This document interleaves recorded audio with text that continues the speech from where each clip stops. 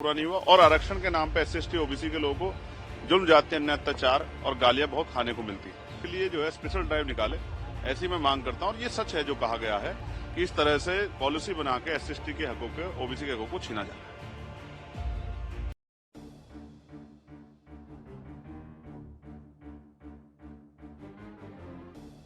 महत्वपूर्ण है जिस देश में सरकार वन नेशन वन इलेक्शन की बात करती हो, एक राष्ट्र एक झंडे की बात करती हो, वहां एक दवा और विभिन्न दाम क्यों?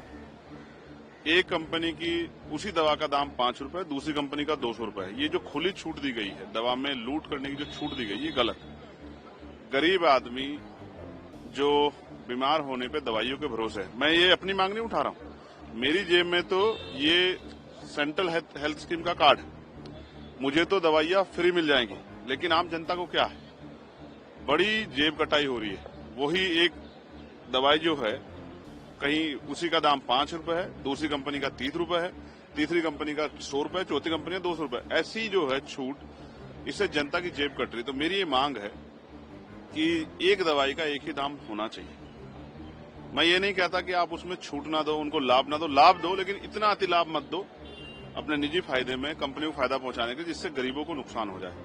आज बड़े पैमाने पर लोगों की जेब कट रही है, इसलिए मेरी ये मांग है कि एक दवा एक दाम नीति लागू होनी चाहिए, जिससे गरीबों को, चाहे वो अमीर हो या गरीब हो, सबको एक ही वैल्यू में दवाई मिले और लोगों का भला। अगर बात ट्वीट में उन्होंने लिखा है कि संसद में मोदी सरकार द्वारा पेश किए गए आंकड़े बहुजनों की हकमारी और संस्थागत मनोवाद के पक्के सबूत है।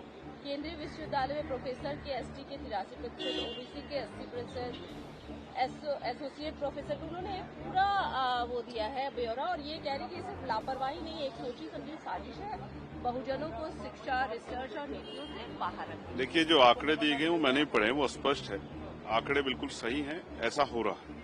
लेकिन ये ऐसा तो नहीं कि इसी सरकार में हो गए, इससे पिछली सरकारों में भी ये आंकड़े लगातार बढ़ते रहे।